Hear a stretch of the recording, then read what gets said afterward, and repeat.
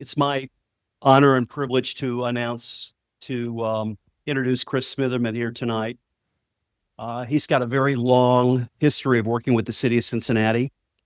He's well known as a three-time past member of the City of Cincinnati Council, where he was a fiscal conservative. He was elected to the City Council in 2003 as a member of the Charter Committee, where he ran on a platform of fiscal responsibility. He served as the vice mayor. He's a former president of the NAACP. And he's been so involved in the county, also in the city, and he understands the two need to work together to make our area great. He's also been the founder of many initiatives to improve the city.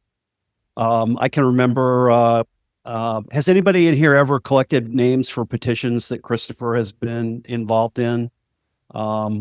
I've been on a few, and he's done some great, incredible things. He's going to tell you about a new initiative tonight.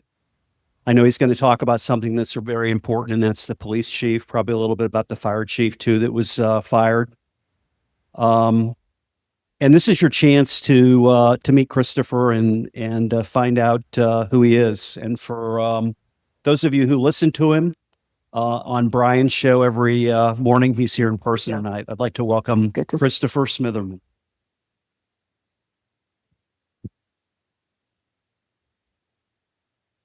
Thank you, Dan. Thank you. First, I want to thank Empower You for all the years of service that you have given to educate voters, the public, on what is going on in our community. And I'm going to talk about, give them a round of applause. Absolutely.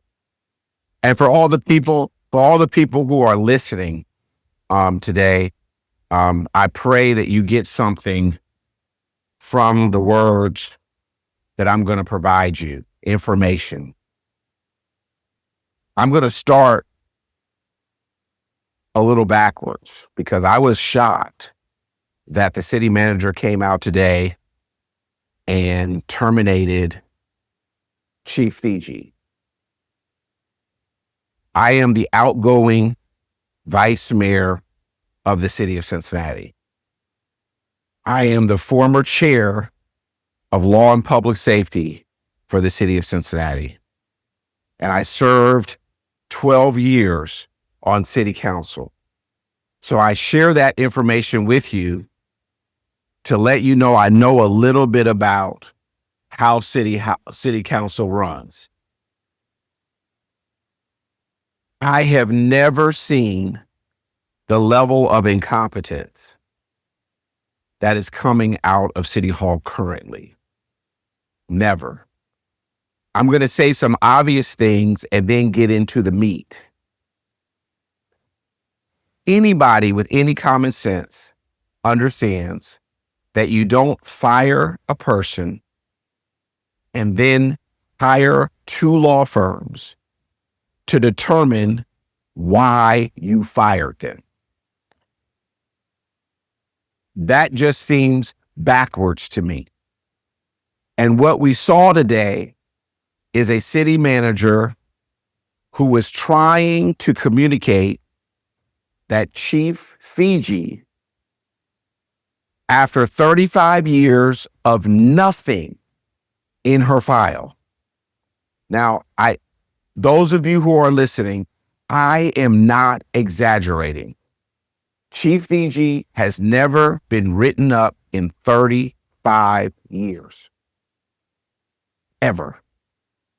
So this notion that you can come to this conclusion that you're going to terminate her, hire two law firms, pay them hundreds of thousands of dollars of taxpayer dollars, meaning understand that that's not the city manager's money, it's not the mayor's money, it's not the 9 members of council's money. It is the taxpayers' money that we're spending hundreds of thousands of dollars to determine why we fired somebody after we fired them.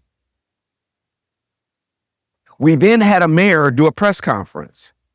This is important because it's going to pivot into the petition drive that we're working on.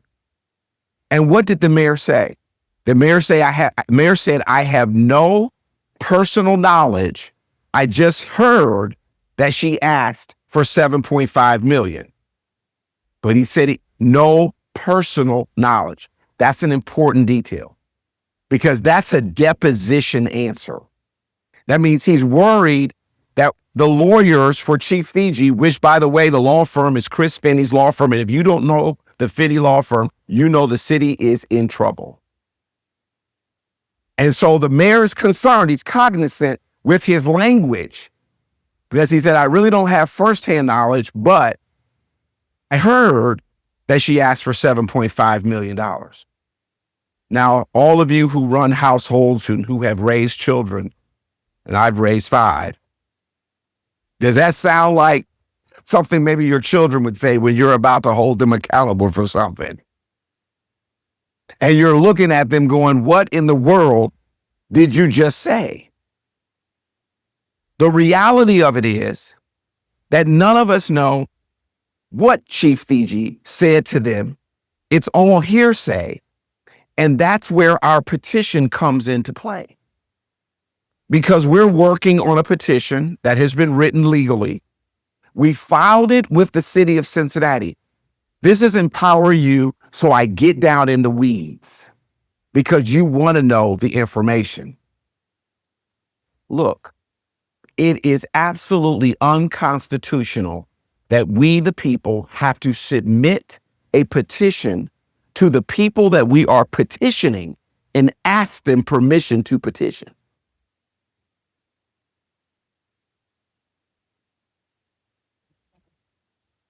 It is unconstitutional for we, the people, to submit a petition to our government, to the people we are petitioning, and they get to say whether we can advance the petition. That is absolutely unconstitutional. And I'm sharing with you, it is ripe for a lawsuit. Ripe. Look for it. I'm here at Empower You, giving you some information. It is ripe for a lawsuit. Because what they're saying here is they then looked at my petition, the petition that our lawyer had written, and they made us jump through all kinds of hoops. Listen to this move. They told us on the petition that the Secretary of State had a one-page document. We had to fit all of our language on that one page, or we could not move forward. Our petition has to be 7 pages, 6 pages long. There was no way we could put all the information on one page.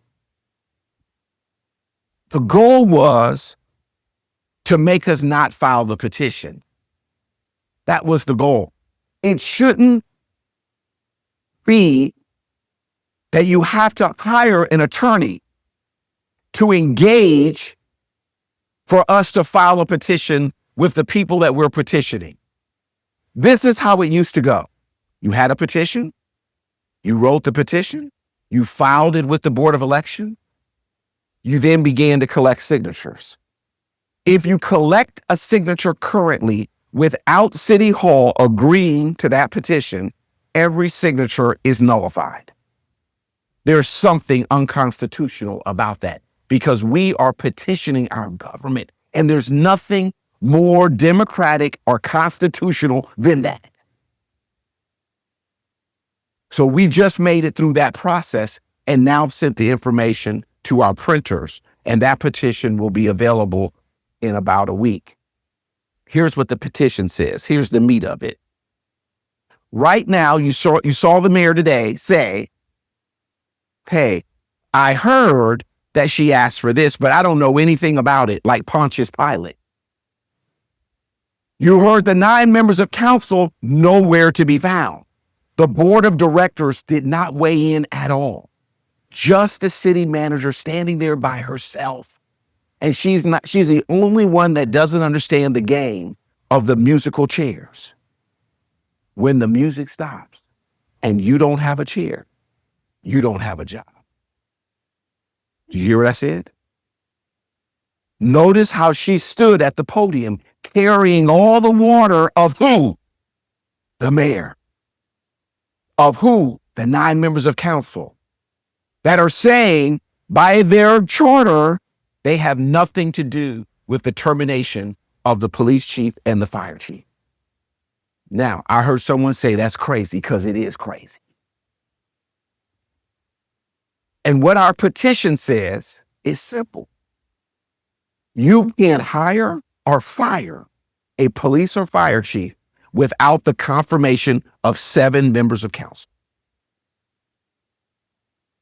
Your electeds who we vote for have to weigh in on the decision of the 2 most important jobs that citizens in Cincinnati are concerned about: their safety, fire and police. But right now, all of them, all of the electeds, the mayor and all 9 members of council, all 10 of them can say, I know nothing about it. I didn't make the decision. I was never consulted, because this power is vested in the city manager. But I can hold a press conference and tell you what I heard was, and that was that Chief Fiji asked for $7 million, but I really wasn't there and I don't know anything about it. Now, for Empower You people, meaning the people who come here, your consciousness understands that that makes no sense. That's like my late wife and I laying in bed making a decision, and she was the decision maker. She was the boss. That's why we stayed married almost 30 years. And me walking out acting as if nobody made the decision. It just fell out of the sky, knowing that she was the one who made the call. And my job was to back her. But every child in that house knew who had made the decision. You and I right now don't know who's making the decisions at City Hall. The electeds can always do and don't know who made the decision. And that's where our petition intervenes. Notice that the mayor has already come out and said, I'm against it. Why would the mayor say he was against a petition that brought more transparency to the public? Here's why. He controls the city manager. His hand is there, but you can't see it. What our petition does, it brings it into the light. Why would 9 members of council say they were against the petition that said, we vest the confirmation in your hands? What elected official says we don't want more power? I love Empower You. I say that and you guys just process it and chuckle. What elected official do you know that says, I don't want mad power? Because they're able to control the game without having their hand, so we see it. And what we call that is corruption. It's political corruption. And the sad part about it is we're the ones that pay the bill. Because when Chief Fiji sues and gets $2 million, $3 million, or $4 million, the taxpayers of Cincinnati are going to do what? We're going to pay the bill. Now, I haven't even touched Chief Washington, who's our fire chief. What a wonderful fire chief. A guy who served 30 years, yet again, with nothing in his record. I talked directly to Chief Washington. Here's how he said it went down. They called me randomly. I went to the city manager's office. When I walked in, the lawyer was there with the city manager. She told me that I was fired. There was no threat. Just a random day after 30 years of nothing in his record, he walks in and just looks at the city manager and she says, you're fired. Her next decision, she got up and walked out. She left the lawyer in the room to tell the fire chief what his outcome was. They stripped him of his badge, his radio, his car that was parked outside. They walked him out, put him in another vehicle, and drove him home like he was trash.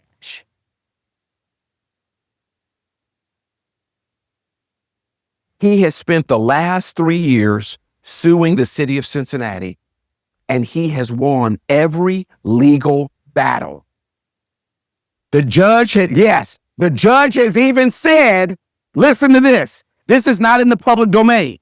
The judge has said, not only can you sue the city of Cincinnati, but you can sue the city manager personally.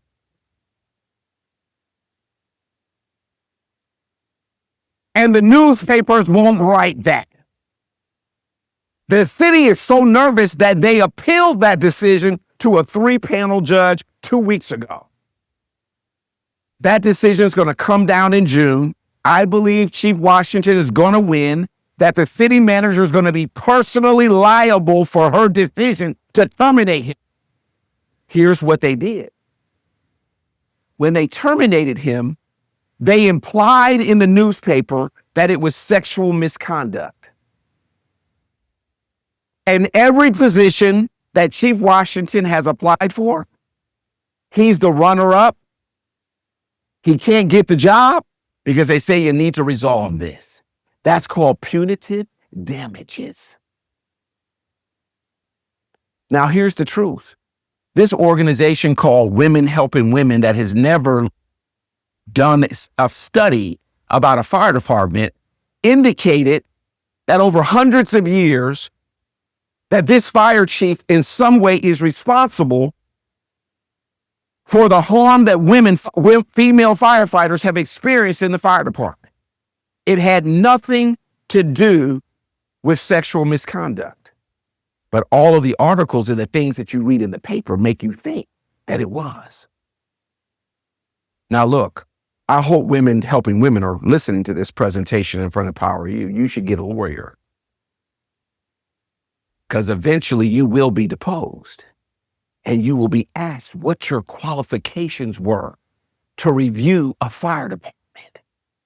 And they're going to find out they have none. And that Chief Washington did nothing wrong, that he was working through trying to make things better for women, but it had nothing to do with misconduct. And they terminated him. Now, I want to end with this with Chief Washington. I'm speculating, just like Mayor Pureval was speculating today. He didn't know where he got the number of $7 million. It just fell out of the sky. He had no personal knowledge of it. I speculate that Chief Washington will get somewhere between $3 and $5 million because they have destroyed his reputation. And I'm going to let you know, I've never said this in public. He deserves it. You cannot destroy people like Chief Fiji and Chief Washington and then expect not to pay. The only sad part about it is we're the ones that are paying it. And therefore, the birth of our petition that says we don't want to deal with this ever again. We believe that the penicillin is to say Board of Trustees and the mayor, we want you involved with any of these decisions, because if you had come before council before termination, you wouldn't have had to hire 2 law firms to determine why you were firing somebody after you fired them. That would have been vetted out on the floor of council in the public. Does that make sense?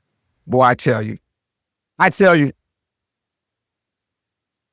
as a financial planner, I tell people when you go in and you talk to grandma and grandpa, and I just tell you this, I can look grandpa in the eye. And as long as grandpa trusts you, that's what he's looking for. Do I trust you? Once I trust you, then we can move forward. The issue is we don't trust our government. When you look Mayor Pureval in the eye, you ask yourself, why do I trust these people? Now, we've got a $31 million deficit, give or take $1 million. Let me ask you a question, Empower You. Anybody listening? No one's going to sue me. You know why they don't sue me? They want to sue me. You know why they don't sue me? Because I'm telling the truth. When you tell the truth, it's not liable. The mayor had his car repoed in front of City Hall.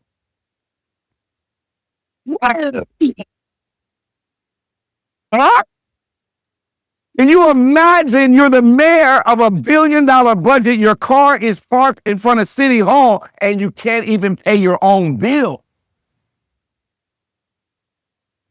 and you want to lecture us about a deficit. How many of you know that the city manager filed bankruptcy? Me, I have empowered you people in the front. I didn't know that. How are you the CEO of a city and you personally have filed bankruptcy? It's not personal to our city manager. It's just a set of facts. Do you know that I will never be sued because I told the what? Truth. And that's what Empower You is all about. You're empowered with the information because when they come to me and they tell me they're ready to balance the budget, I say it starts in your house. If your car is being repoed and you're filing bankruptcy, I'm nervous. My common sense just says I'm nervous. If you can't handle your own personal affairs. This is the craziness that's going on at City Hall since I left. And I understand why there's so many problems, because we have an anti-council, anti-cop, defund the police cop, reimagine the police cop, and the 9 members that are there, including the mayor. And they're slick how they bring it. They just asked the police department to cut 5% of their budget. Now, are you ready for some real truth? Listen to this. 1 year ago, give or take a few months, there was a brawl in downtown Cincinnati. Now, when I say a brawl, it was a beatdown. That wasn't a brawl, was it? People were getting kicked in their head. They were being stomped. They were being slammed to the ground. We saw the video. Is that right?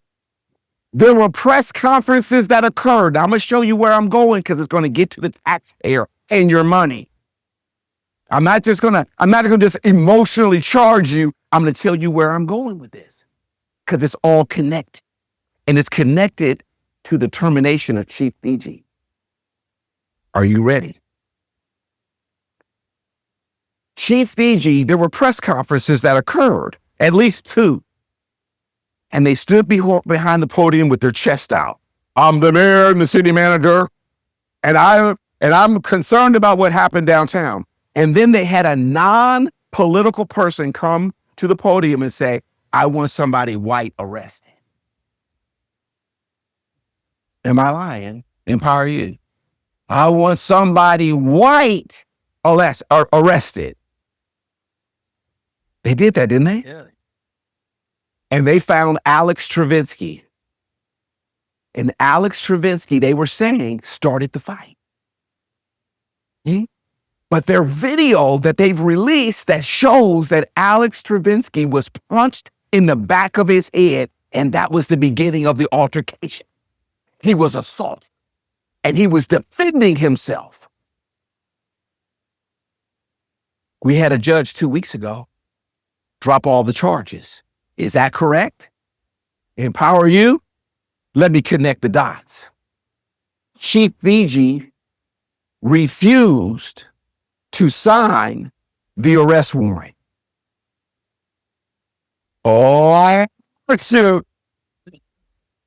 And then they went to the investigators and asked the investigators to sign the arrest warrant. And the 2 investigators said, no, we have not found evidence to arrest Alex Travinsky. Everybody on the same page. So then they went to the current captain, who is now the assistant or interim police chief. And signed it. And after he signed it, they fired her and promoted him. Now, I'm just saying maybe this is a coincidence because I wasn't there in the room, but I'm watching the tea leaves of what's happening here. Now, Alex Travinsky has not filed a lawsuit against the city of Cincinnati. Ooh, I love Empower You. If they're not listening, they said yes. you can better believe his lawyer is working day and night on that federal lawsuit to file against the city of Cincinnati. Let me empower my white brothers and sisters. Oh yeah, I just got deep with you. Because the Democrats like to play identity politics. Why can't I? Huh? Let me talk to my white brothers and sisters. This case is going national because it's going to be a test on whether white Americans have the same civil rights as everybody else. Very interesting. I like you. It's very interesting. It is, isn't it? It is interesting. Yeah. Now Sharpton is going to be challenged.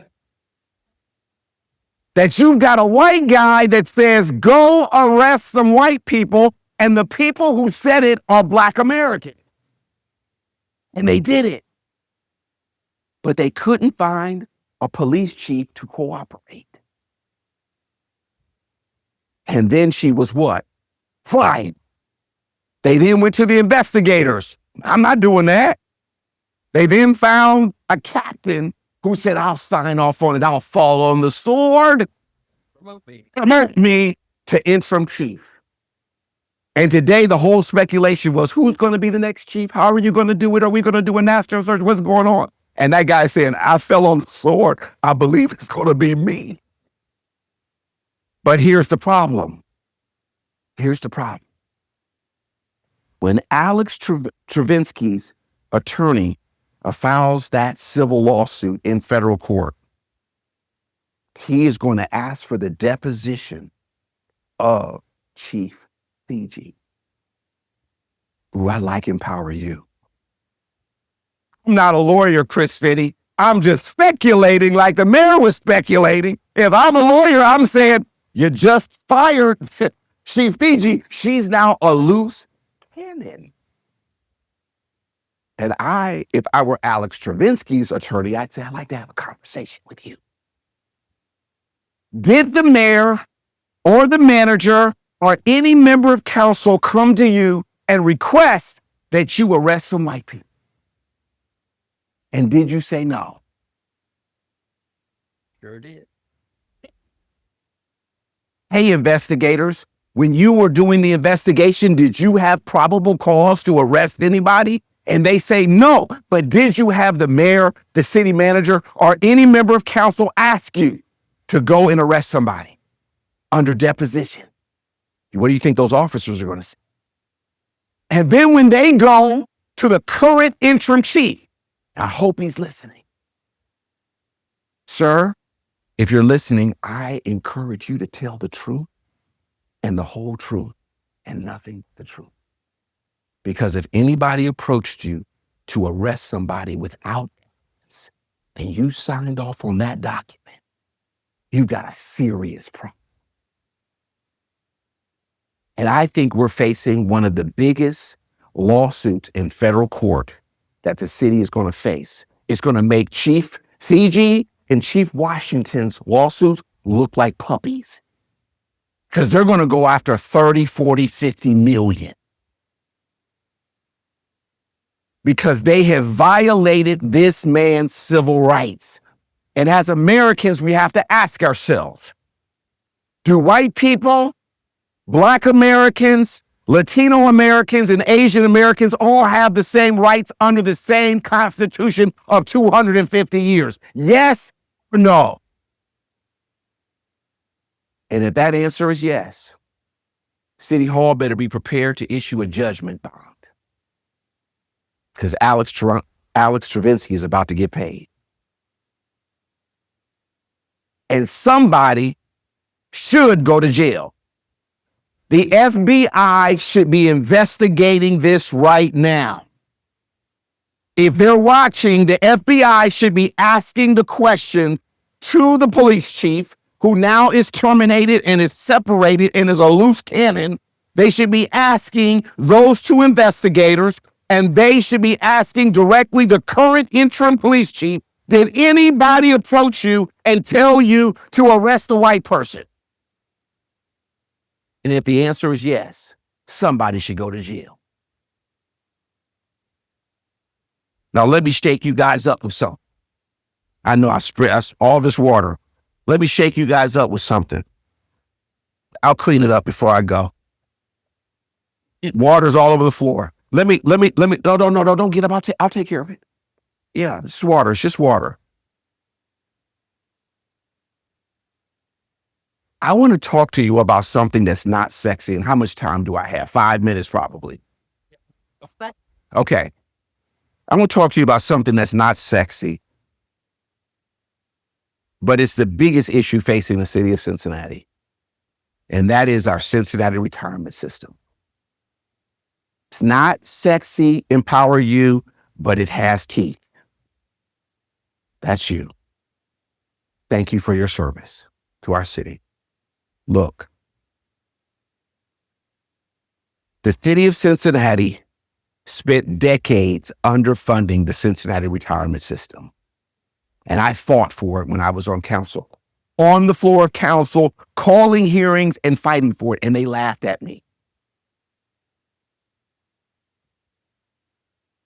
Who's laughing now? I remember an elected official, and I've never said this publicly, and I won't say her name yet, but one day I will. But I remember her coming to my office and telling me that she knew that the Cincinnati retirement system was a problem. But she said to me, listen to this, these are not my words, these were her words. She said, white Americans in Cincinnati are not ready to hear from you, a black guy, about the seriousness of the Cincinnati retirement system. I have never told anybody that publicly. I had laid out a lunch. I had my round table. I was so excited that this person had come to talk and see me. But I was so offended by this Democrat who would tell me that I needed to take my information and turn it over to somebody white. Because white Americans weren't ready to hear from a smart white guy. Wasn't a Republican who said that to me. It was a Democrat.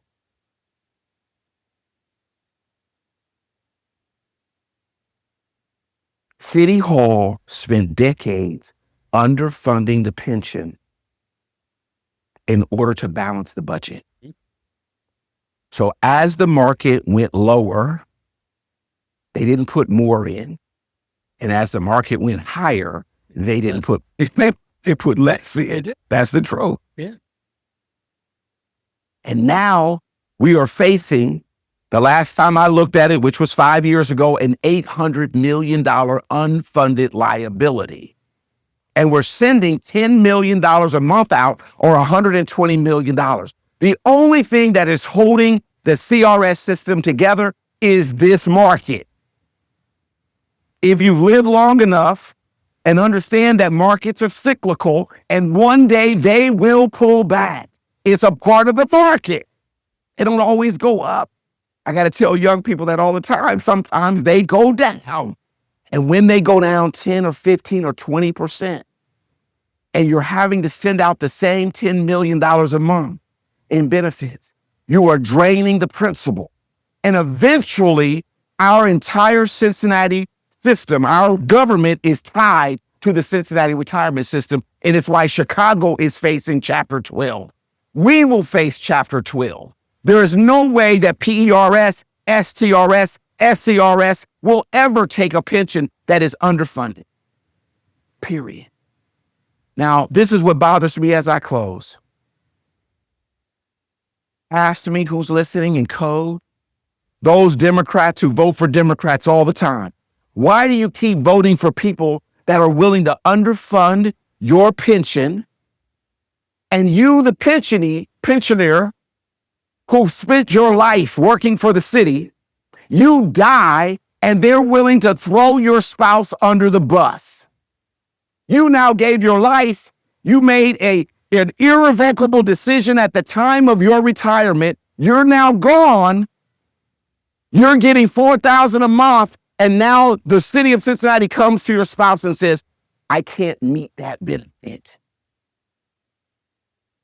That's what they're doing. In conclusion, first of all, thank you, Dan Reganol, for reaching out to me. When this petition hits the ground, they're going to say everything they can to the newspaper. They're going to tell you that Smitherman is petitioning his government as if I'm doing something that's unconstitutional. There's nothing more constitutional than petitioning your government. We need 7,000 good signatures of people that live in the city of Cincinnati to sign that petition. When we get it on the ballot in November, we need people in the city of Cincinnati to vote in the affirmative to say something very simple. 7 members of council get to say yes or no to the hiring and firing of the police and fire chief. We're giving power to city council that they don't want. And you have to smile and ask yourself, who in the government would want that? Thank you all so much. Thank you. Let's see who's got a couple. We've got time for a couple questions. Who's got a question for Chris? Right here.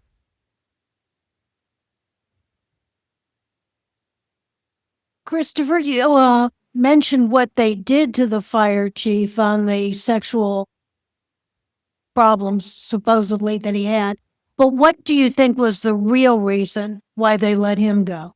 So simple. Thank you for that question. Mayor John Cranley hired him. And the mayor, I believe, is my speculation, wanted to hire his own fire chief. So instead of sitting him down and saying, listen, we're interested in moving in a different direction, they just tried to destroy him. So he was from the previous administration. And I think this mayor just wanted a different fire chief. I can tell you, if one day I woke up and I was the mayor of the city of Cincinnati, I would never do that. I would never do that. And by the way, that would be a good dream, though, right? That would be a great dream. That'd be a great dream. But let me share with you, Vivek Ramaswamy is my candidate for governor, period. That's who I support. Now, there is no one perfect, but if you choose Amy Atkin and David Pepper, I'm letting you know we're going to look like Virginia.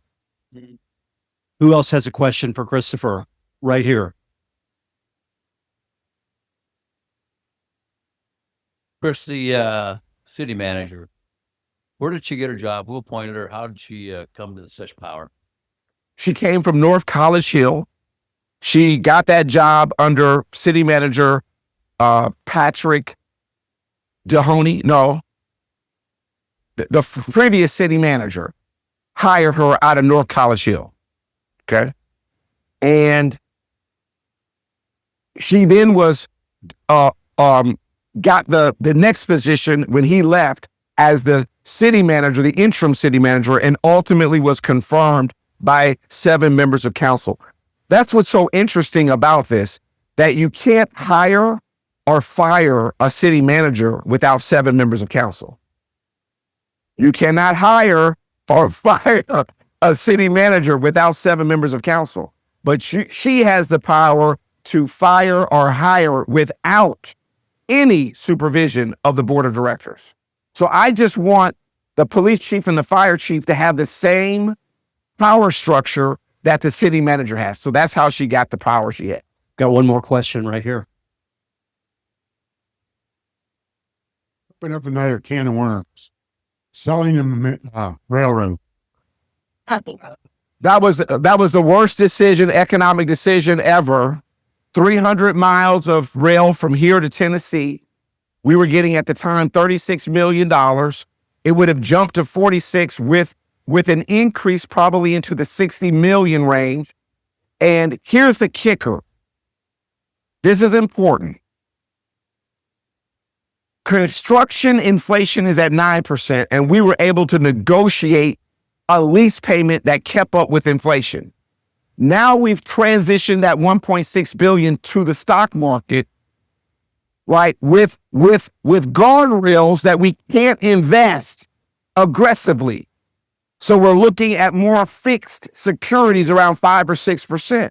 So we know that if inflation on construction is 9 and we're only out there getting 5, we know that we're going to be 3 to 4 below knowing that we're going to be in a worse situation over long term. We never should have sold 300 miles of land. Land is priceless. Anybody that has land, talk to a farmer and ask him, am I selling my land? The answer is hell no.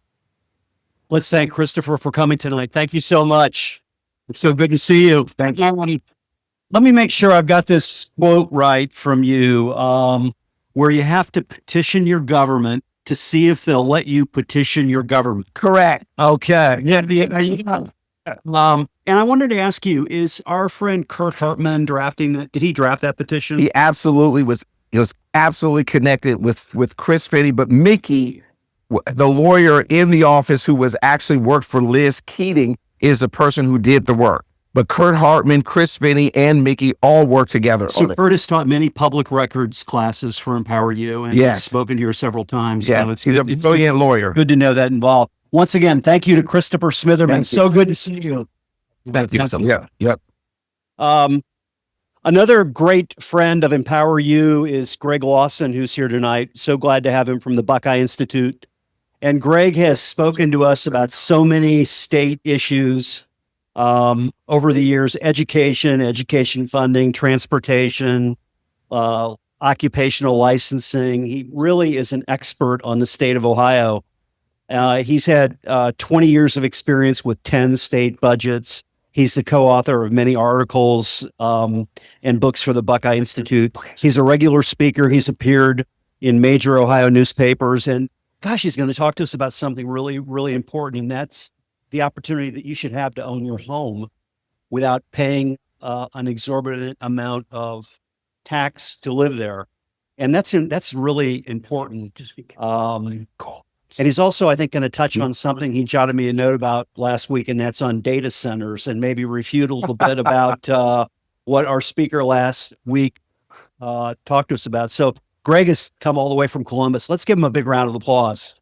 It's so Thank good you to very see you. much. Thank you for coming. So, no, this is great. I'm really glad to be here, and I appreciate it because this is the first time I've been to the new location here, actually. So I remember going to Frame USA for a long time there, and doing that. So I've always appreciated it. So I'm glad to be here and talking with you. I've done a number over the years on a wide range of different issues, both state issues and some foreign policy issues, actually, over the years as well. But I think what I really wanted to talk about today is the property tax issue. And actually, it turns out that today was a pretty good day to have this conversation, because I'm not sure if you happen to see it on the news or not, but the coalition that is gathering signatures, and I don't know if anybody here has signed the petition, but to abolish property taxes in Ohio, the County Acts the Tax organization, they today actually had a press conference in Northern Ohio.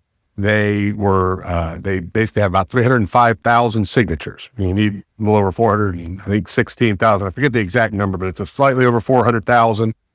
So they don't have the full number yet, but they're on track. They're pushing for it. They would like to get up to 600,000 signatures statewide in order to ensure that they are able to qualify for the ballot, because obviously whenever you gather signatures for the ballot, some of them are not valid. So usually it's a good rule of thumb that you want to have a substantially larger amount. But that was just today. And so they made a big press conference, had reporters go up to Northern Ohio and spoke directly to the state legislature, and is pushing the state legislature to do more on property taxes. And so this is one of the biggest issues. I think probably the two things you hear about the most in Columbus at the State House when it comes to state legislature and what they're working on right now is, well, property taxes and data centers, actually. So those are the two issues there, I think, getting more focus than anything else. And so what I kind of wanted to do is, I believe you've had some speakers in the past talking about maybe abolishing the property tax and what's going on there, and perhaps talking also about how we got into the mess with property taxes spiking as much as they have in the past. And I wanted to discuss it. So let me be very clear. I know the folks who started the petition and that are working to get this on the ballot. They had reached out to us at the Buckeye Institute. And we're obviously free market think tank here in Ohio. We do a lot of work on tax policy, school choice policy, local government reform, healthcare, energy policy, wide range of different issues, really anything that could affect the economy of Ohio. And also we do a lot of litigation on a wide range of constitutional issues, both at the in state court and federal court as well. So we do quite a few different things. But they were interested in us being supportive of their overall effort. And what I said to the gentleman who was there's a handful of them that started it. And I said, I appreciate what they're trying to do. We got a real problem in Ohio. I don't think the abolition is the right move for a variety of reasons, which I'll get into, and I'll be happy to answer questions because I'm assuming there may be a series of questions that come out as a result of that. But I said, no, we can't do that, but I'm actually, what I appreciate about what you're doing, and I still think that this is something that has actually had a real beneficial effect, is they have created pressure at the State House to get the legislature to do things. There's a debate about whether it's enough, and I'm going to go through a few of the bills that have been passed and signed by the governor that deal directly with the property tax issue and trying to limit future growth of property taxes, and in a few cases also trying to reduce some of the property taxes as they had spiked over the last several years. I don't believe any of those things would have happened without this abolition effort. And I've actually been very, occasionally I'll talk with them and I'll say, I appreciate what you've done because, again, we haven't touched property taxes in a substantive way here in Ohio really in about 50 plus years, maybe even longer, depending on how you look at it. But it's not since the 1970s that we really put any kind of limitation on property taxes. And when that happened, it was, ironically enough, if you kind of get a feel of historical rhymes, it was in the 1970s and after the OPEC oil embargo, and we had stagflation and a lot of things were going on. You had California did, I think it was Prop 13 out there. We had legislation in Ohio that operated differently than what California did, but tried to put some limits on how property taxes could go up without affirmative votes at the local level by homeowners and taxpayers. Some of those things that happened in the 70s did a decent job of containing really big spikes, but it really broke down in the post-COVID era and the recent inflationary environment that we faced coming out of COVID, also coming out of some of the radical amount of spending that came from Washington under, and to be fair, actually under both Trump 1.0 and certainly under President Biden. And so we had a major amount of inflation that really jacked up home valuations and things like that. There's, I think, some other issues that also are creating issues and problems for home valuations that is making them go up. And if home valuations go up, the tax eventually follows.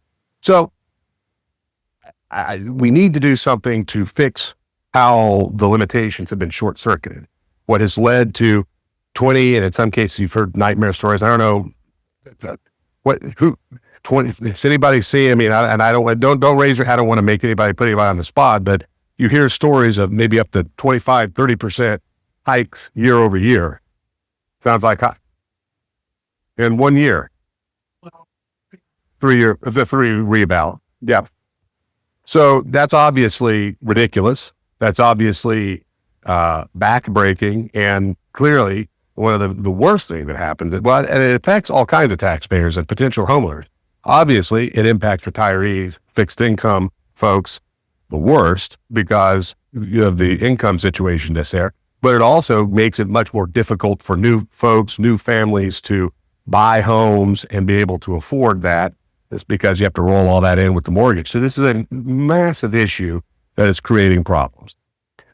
So, I understand where the frustration is in. I think that the ballot folks, the folks who are pushing the initiative, have good intentions, and they are pointing to something that is an acute challenge that absolutely needs to be done. And they got the legislature to do more than I think has been done in really a political generation. So I'm going to start off with, and I kind of alluded to it already, how we got here. And then I want to talk a little bit about what the legislature has done to try to make the situation better. And then I'd like to also mention why I think and why the Buckeye Institute is on the record. And I've written op-eds in Cleveland and Columbus and things about this. And I've been, talking to the press about it as well. And I have said quite clearly that we don't think the complete abolition of property taxes is a wise policy move for a variety of reasons, and I'll kind of go into a little bit of that as well. So first of all, property taxes in Ohio is complicated. It's complicated because you've got different kinds of levies. You've got new levies. You've got renewal levies. You have replacement levies. You have permanent improvement levies, lots of things for schools and everything else. Then not only do you have different kinds of levies, you have many, many different entities that can actually vote to put levies on the ballot that then people go and vote on. So you have many types, many entities that can put all kinds of different types of levies on. And it's pretty common to have at least 20 to 30 different levies on a single piece of property. If you ever go, I'm hoping that the Hamilton County auditor does this. I know Franklin County does, and it's really kind of helpful.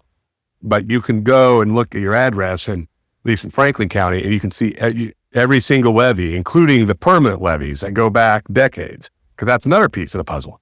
Many especially in the school district, many of the levies are what they call permanent levies. So if they were voted on even in the 1960s or even 50s in some cases, those levies never roll off. So then there's additional levies that get pancaked on top of that. So it is levy after levy after levy. And so, what's really happened over the years is you've had all of these levies being built up over the course of decades. That's point one. Point two is that we have so many different layers of government that has the power to do this. So I think that is a structural problem that, frankly, even if you got rid of the property tax in total, you're not necessarily getting at one of the core issues, which is the very structure of government here in Ohio, the structure of local government in Ohio, which I have been writing about ever since I've been at the Buckeye Institute for about 15 years, talking about how we need to do something with how we structure things, because a lot of other states simply don't have the kind of layers of government that Ohio does. And frankly, some other Midwestern states as well. It's a kind of a historical quirk, but Midwestern states that came out of the Northwest Ordinance started with townships. And because of the nature of how the government kind of got built up over the course of time from the ground up, you ended up with many more smaller units of government. Whereas if you go south or you go west, obviously there's still local government, but there's a lot fewer. For example, a state like North Carolina, which is comparable to Ohio, close to it now in population, not quite there yet. They have county-based, mostly school districts. So they only have like 100 or so school districts. We have over 600. Florida actually has less school districts in total than Ohio does. And obviously Florida has a vastly larger population. So I use that as an example to show that other states with at least comparable or in some cases larger populations have a lot less school districts, have a lot less different forms of government. And that is something that does become a core driver of why you have all these different kinds of levies. So what the legislature has tried to do, because we came out of this environment that I was talking about before, where we had this incredible spike that has occurred. And again, in fact, it can be very confusing because you may get a big spike and your neighbor might not get the same thing. And so you have all these issues with how the county auditor goes out and gets all the information and what is the comparables and everything else in terms of the different properties that you have around you. So that's one piece. And there's some work that's being done there to try to make it a little bit more uniform how that process works, because every county kind of sort of does it a little bit differently, which makes it very confusing, and is why there can be some pretty dramatic disparities across different counties in the state, as well as in some cases within individual counties, depending on how they're looking at home improvements and various things like that when they're doing all their reappraisals. The second piece to it, of course, is inflation. Inflation is always going to cause problems. The third piece of it is Ohio.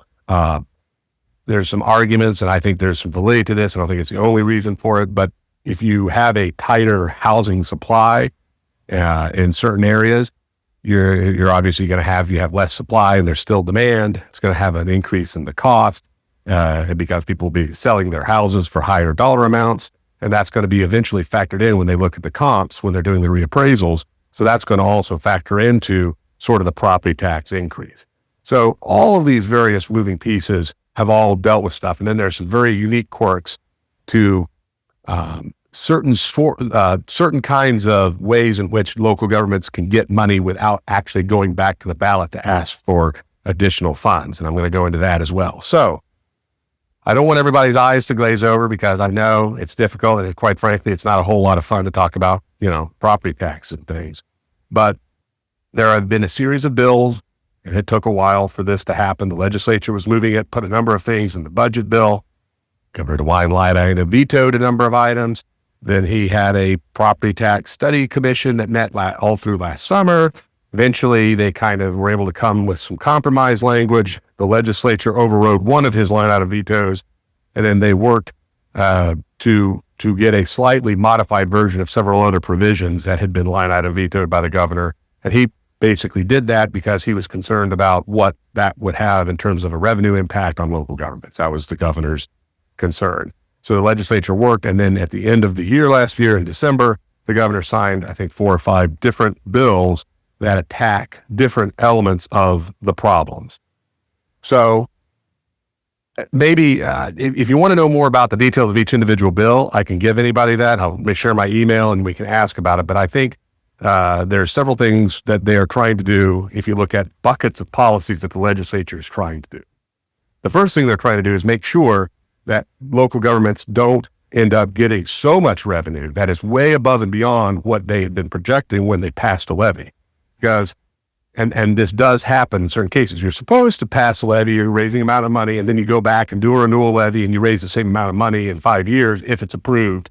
And that's how it generally is supposed to work, but there are some exceptions. First of all, the legislature has decided, I think rightfully so, to get rid of something called a replacement levy, which I think is an extraordinarily confusing levy. If you does everybody know about the mills and and if you had the millage and how it's a percentage of the market value of your home, and that's basically what the tax rate is. Well, if you have a levy that passes, say, 5 years ago, and it's a 2.5 mil levy, under the last major property tax reform, which I alluded to earlier, which was in the 1970s, there's called House Bill 920. There's something called a reduction factor. So if you had a 2.5 mil levy 5 years ago, and then you're going to do a renewal of that same levy, it has to raise the same dollar amount over the political jurisdiction. Now, it may change your individual tax sum because of all the comps and the things that they do when they go through and do the reappraisal. But the aggregate amount of money cannot be more for that, whether it's the school district, whether it's the county, whether it's, in some cases, cities, but mostly counties and school districts, and different services that the counties do, the senior service levy, a children's service levy, developmental disability, what have you, in some, or actually for that matter, library levies, or if you happen to have a park levies, and all of those. So that means that when they call it a reduction factor, what that basically means is that if the effective millage is different from the voted millage, because they are not capturing all the increase in the property value. That is the way that they tried to fix the really big inflation that happened coming in the late 70s, early 80s. Now, if you do a replacement rather than a renewal, however, it resets the effective millage at the voted millage. So if you do a 2.5 replacement versus a 2.5 renewal, you're actually going to apply the 2.5 mils on the new value. So there is no more cap. So that's basically a tax increase, even though it's very confusing to voters.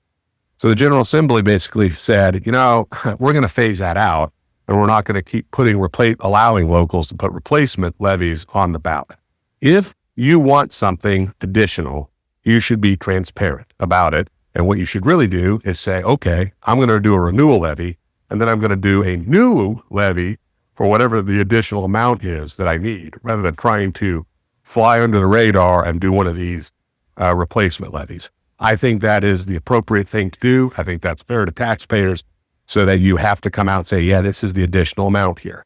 Now, it might be a small millage. Who knows? It's all over the map in terms of what that could mean, but that's truth, or relatively speaking, transparency in operation. So that's one thing the legislature did to try to kind of put some guardrails on clever ways that local governments find to kind of soak things and raise money without people being necessarily fully aware of it.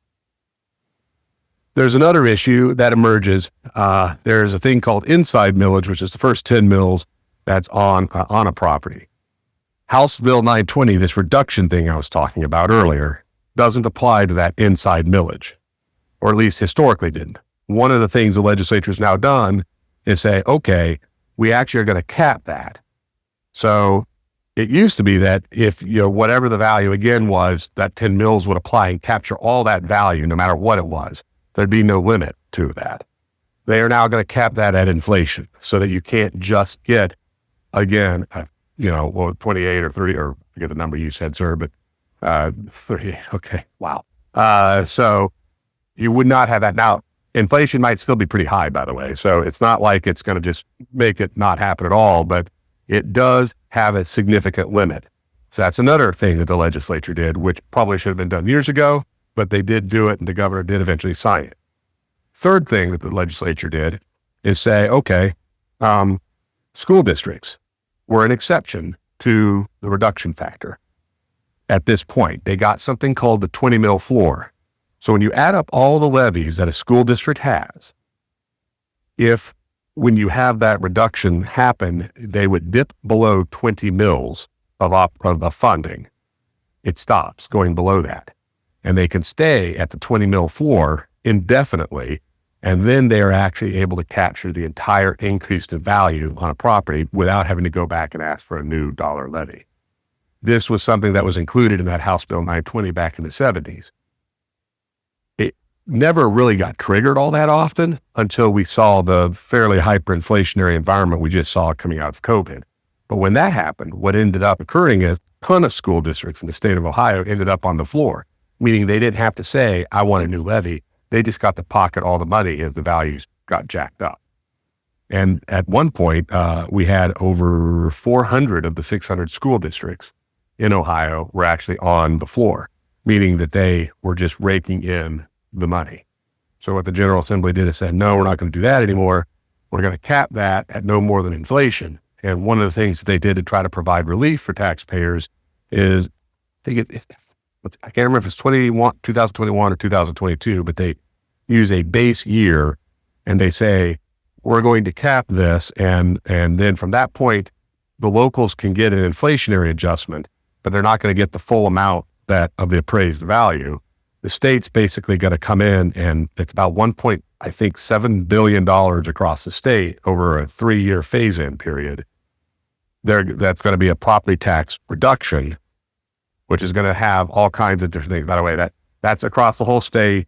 Everybody's property tax is going to look a little different. So it's the distribution is going to be kind of all over the place, but it is an aggregate of $1.7 billion reduction. And the state's actually going to backfill the school districts for the difference. And in the future, they're not going to allow them to just be able to capture this uncapped amount of money. They're going to make them go back and seek new dollars and have to get affirmative approval from taxpayers. I think that is probably the single most important thing the legislature did, because school districts are the primary driver of the property taxes. Obviously, there's others that are on there, public safety. If you live in a township in particular, that's probably property tax base, and some of the other things I mentioned before. But schools is probably a pretty good rule of thumb is you're looking at 65 to 70% of your property tax bill is probably going to be going to whoever your local school district is. So they have put that back to try to make sure that if school districts want that money, they can't just sit on their hands and capture all these dollars without asking for it. Another thing they did, which is a little complicated, but there were a series of emergency levies that a lot of school districts would do, and they would keep passing additional emergency levies. Those fell outside of what that 20 mil floor I was talking about is. So in effect, they were able to stay on the floor longer and avoid having to have levies that would get the reduction factor applied.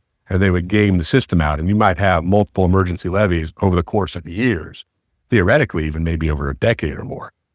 Well, if you pass an emergency levy, it should be an emergency, not something that is a perennially reauthorized thing that keeps you off. You should be doing a new dollar amount, a new levy or something like that. And if you did that, it would be counting towards that 20 mil floor and you would be able to hit the reduction factor sooner.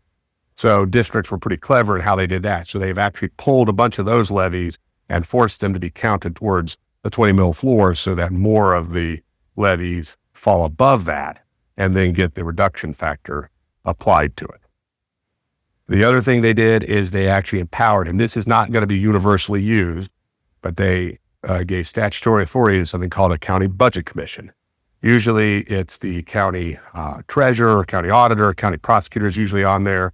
And it's the entity that actually kind of portions some of the dollars from a lot of levies within the county. There was some question as to whether they had the authority to reduce taxes. If you had a projection 2 or 3 years ago of how much you were going to raise, and because of a variety of things, you were raising way over what was the projection, they are now giving specific statutory authority to the Budget Commission to actually lower the collections from the levies. And this actually would be applied to schools. It would apply to other types of levies for other services as well. Now, this is a permissive authority, meaning it would be on a county by county basis. My expectation is Hamilton County probably unlikely to use that authority. I'll just be candid. If you live in a more rural county, or you live in Darke County, or you live in Van Wert County, or you live maybe in Adams County, or some of those kind of things, there's a higher degree of chance that the County Budget Commission would do that. So that's another way that they gave authority to be able to lower some of the tax rates. Okay. Does that sound complicated, everybody? Yeah. Okay. All right. I knew it would. So anybody has questions about some of what I was just talking about, I'll make sure I open it up and then to Q&A, because that's important. And I will also say this is one of the challenges that the General Assembly has. I would submit that these are actually pretty good bills. I would submit that had this been in place years ago, we would be in a much better position today. I kind of liken it to nobody likes property taxes going up at all, ever, right? And it can be like a dull toothache. What happened after COVID is we got root canal territory. And so what we really needed to have is, and this doesn't sound wonderful, but we need to go back to, okay, it's kind of dull and we don't like it, but it's manageable. It's not this thing where we're going to be putting liens on people's houses and a fixed income senior is going to maybe get kicked out of their house, even though they paid their mortgage off 20 or 30 years ago. You know, that's the thing that everybody looks at and says, darn it, that's not America. We need to make sure those are the kind of issues that aren't happening. I think if these things have been in place, again, before all of the recent spikes in inflation and all the reappraisals that we've been seeing over the last several years, I think we'd be in a much stronger, better position. I'm not saying everybody would be super happy, but I don't think we would have been seeing the crisis situation as it has ultimately unfolded. Unfortunately, the General Assembly had not acted to fix those things, and I would probably say probably wouldn't have acted if it wasn't for the ballot effort. So for that, I think I'd thank all the people who were involved in gathering the signatures and working on that, because they, again, acquired leverage, and they were able to give space to some legislators that were more reform-minded that those legislators wouldn't have had. I've been talking about some of these issues for years.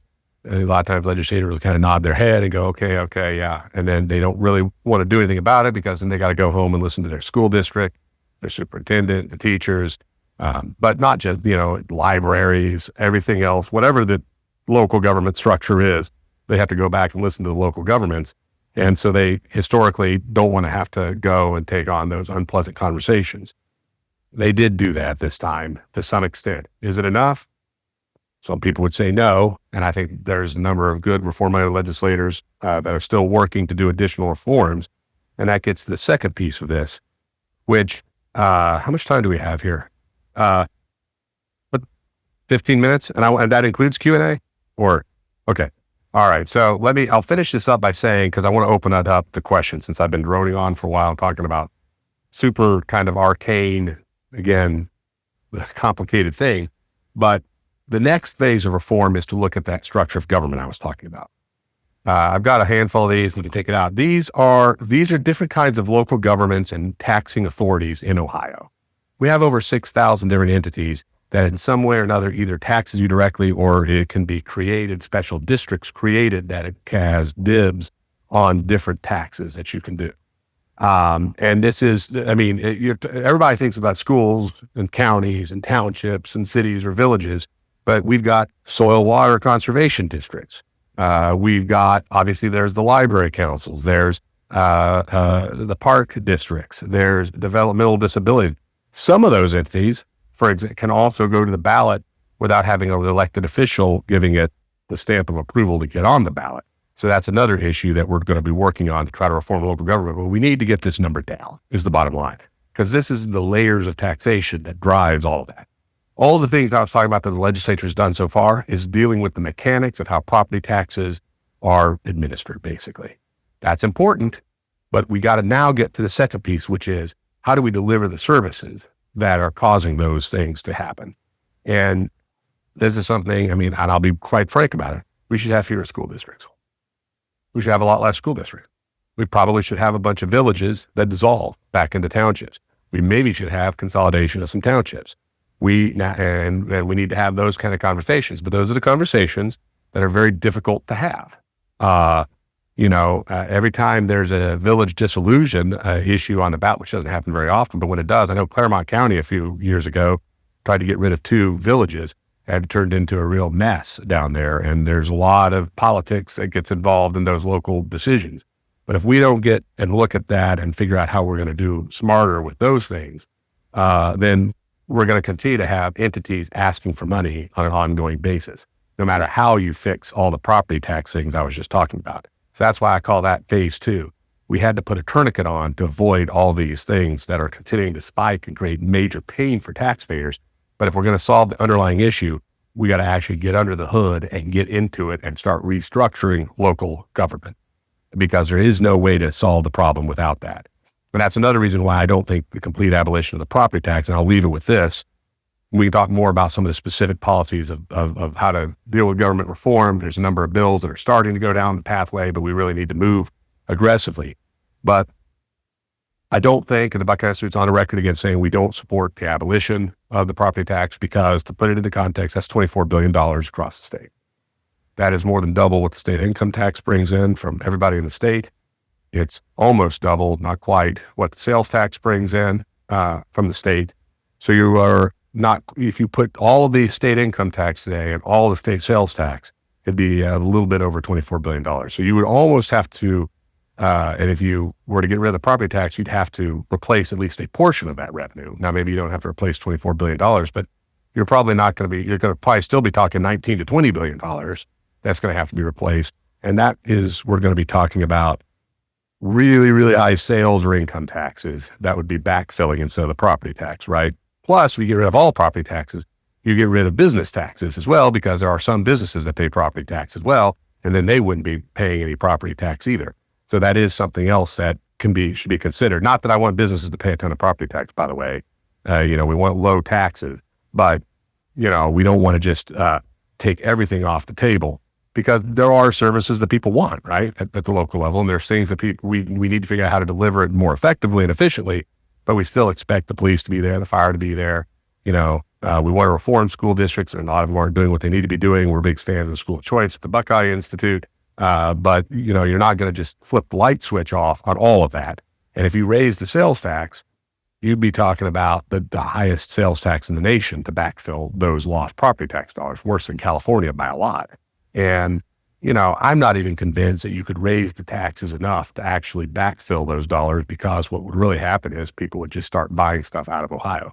I mean, if you all live here in Southwest Ohio, why would you, I assume you'd probably jump over and go to Kentucky or Indiana and do something. And if Indiana and Kentucky are smart, they'd build some more Walmarts, some more Costco's, some more whatever it is, and say, come here, please, we want your money. And people will do that. And that means that even if you jacked up the rates to those levels, that would theoretically backfill. People will act in ways that will probably mean they can't actually get that money anyway, which means eventually you'll be talking about service reductions. Now, and you're probably going to be talking about service reductions at a level that may be a lot higher and more dramatic than people anticipate, or than what people really want. So I think the complete abolition is a mistake, because there's no way that you can just backfill that whole amount. But what we do have to do is we have to deal with this issue, because until you deal with this issue, you're not going to be dealing with the fundamental problems. And so that's what I'm hoping we can continue to keep the General Assembly engaged on. Frankly, my hope, and I told some of the folks who were gathering signatures, I said, don't submit the signatures. Hold them in abeyance. You don't actually have to submit them. If you hold them, you can always have a perennial issue that you can put pressure on the General Assembly with and say, keep doing some reform, and let's talk and let's do some things. And I think that's something that we really need to do. We need to keep that pressure on House leadership, Senate leadership, we need to be really working very aggressively to get at these more fundamental issues and not just say we put a tourniquet on and stop the bleeding. We need to start actually fixing the underlying issues, or we're still going to have problems. So that is sort of that 30,000 foot view. I didn't even get the data center, so maybe I'll have to do that another time. Or if somebody wants to ask about it, I can do that too. So, Greg, I've just got one question that I just don't understand. We had Maurice Thompson in a year ago to talk about his 3% plan, which was the maximum you can raise property taxes is 3% in Ohio. And you've gone through all these 5 things that I'd venture to say very few people in this room understand, because they don't want you to understand property taxes. And why wouldn't the legislature do something that made common sense for us? No wonder these people are going out collecting signatures. Why wouldn't they have just put a limit on how high it could go up?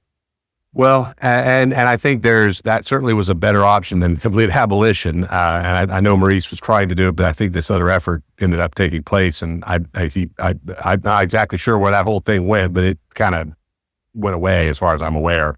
He did try to submit for signatures, but it's a good question. I think the answer is, until somebody was out there doing this, I don't think there was the pressure for the legislature to act.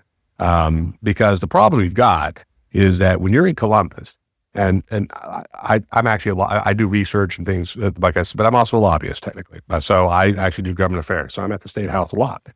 My job is to work with legislators on a day-to-day basis. My office is right across the street from the State House. Normal people have lives. Normal people have families. Normal people don't have time to go down to the State House like I do, because that's what I do during the day, and that's what I do. And the problem is that everybody who does go down, for the most part, there's Buckeye, I think, is a good exception. Buckeye Institute, Americans for Prosperity, I think, is a great organization. We have good friends over there with Donovan O'Neill and the folks there. They do great work. I think they've spoken to you before, right? He did. He did? Okay. Yeah. So, we're actually in the same building, so we do a lot of work together. We are over there on a regular basis, but so are the teachers' unions. So is every human service organization, and every single one of them has local people that come in who get revenue, right? And they come and they go and lobby. So when the budget season is around, which it'll be a budget next year at the State House, if you're looking at, you'd be lucky if 10%, probably closer to 5% of the people they hear from are normal people. It's almost always people who have some skin in the game relative to we're getting funding from this. Now, that doesn't mean they're all bad people for coming and saying, hey, these are services we need. I'm not trying to necessarily do that. I'm just saying that that's all they hear is that kind of stuff all the time. And then they come home and the superintendents in their ears from their multiple school districts. Teachers are in their ears. County sheriffs are in their ear. Everybody who is doing something, people on the library board are in their ears. So I'm not trying to absolve legislators of responsibility, but I am saying that the great challenge is everybody who talks to them all the time has a lot to lose. And the problem is this issue got worse over time.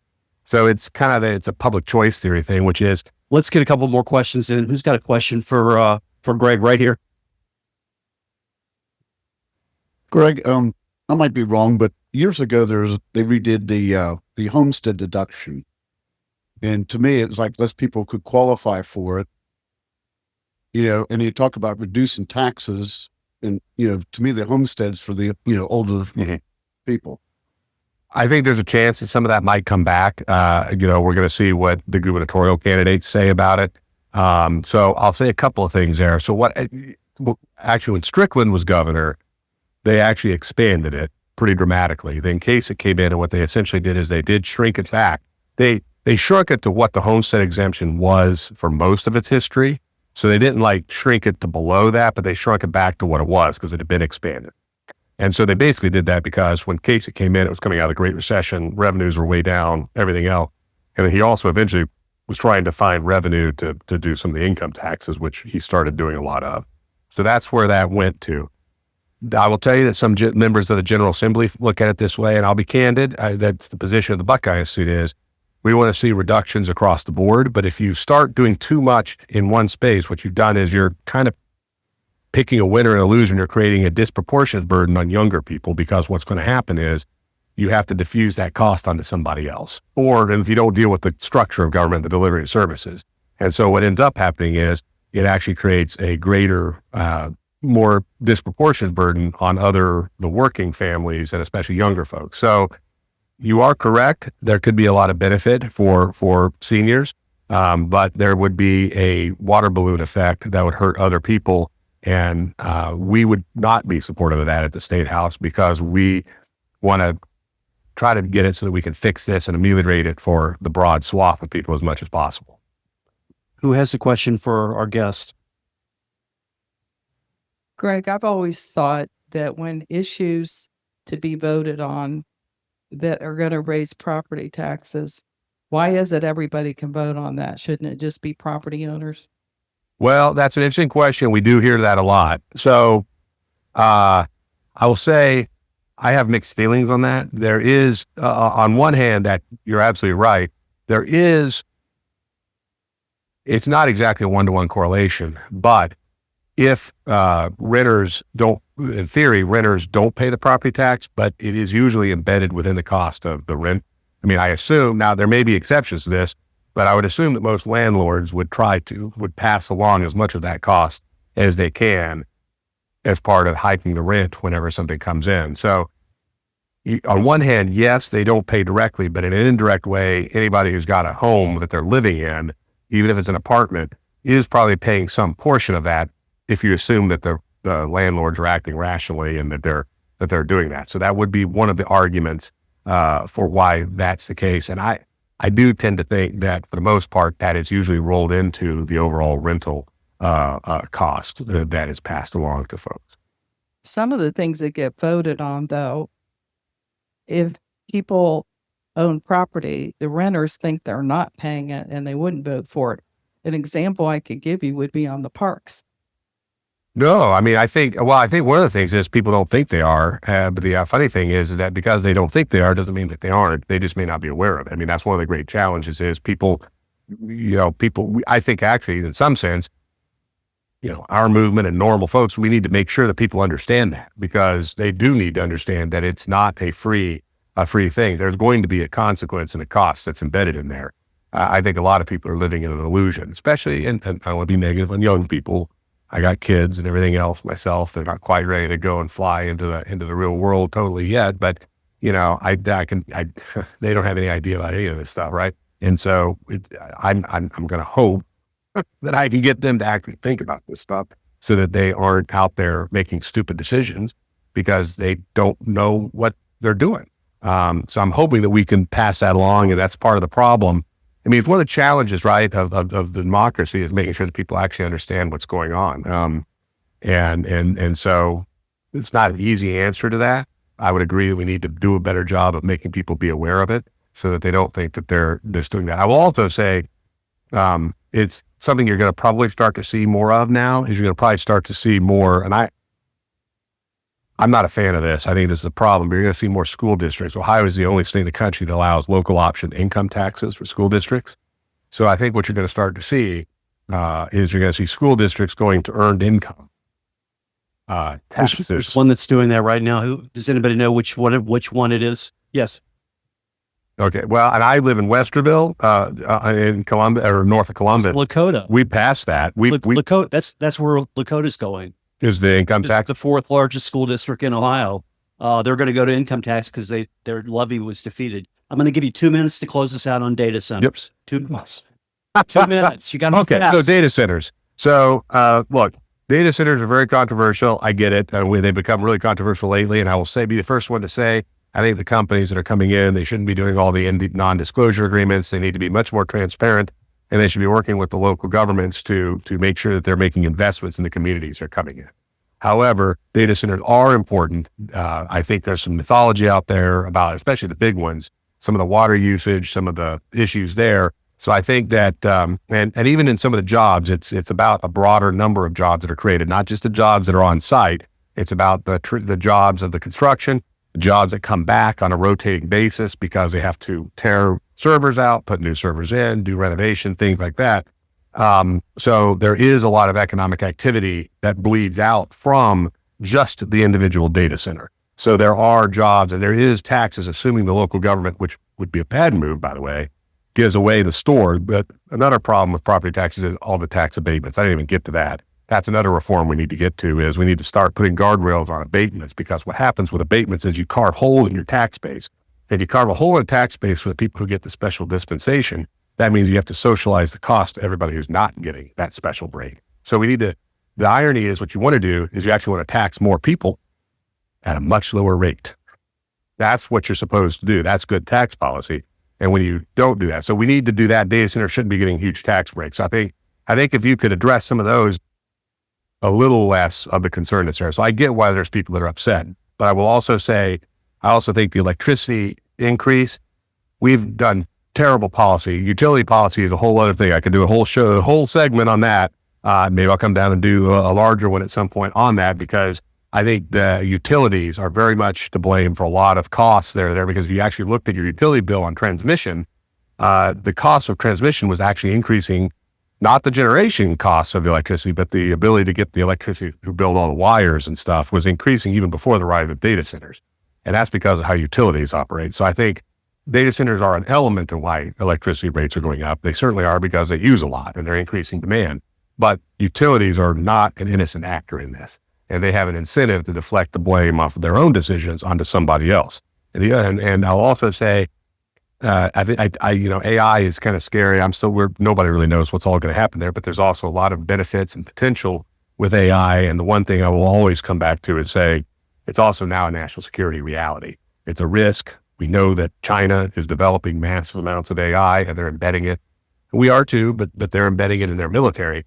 And if we fall behind because we start stubbing our own toe and stop constructing what's necessary to continue building out AI, I do think the risk of putting ourselves under the 8 ball in terms of the larger competition, because frankly, China is the new Soviet Union. And in some respects, they're far more economically powerful than the Soviet Union ever was. They're a much bigger GDP as a percentage of the American GDP, and they're much more advanced scientifically in most ways than the Soviets were. And so that's a big, big challenge. So I think that we want to be very, very careful, even from a national security perspective.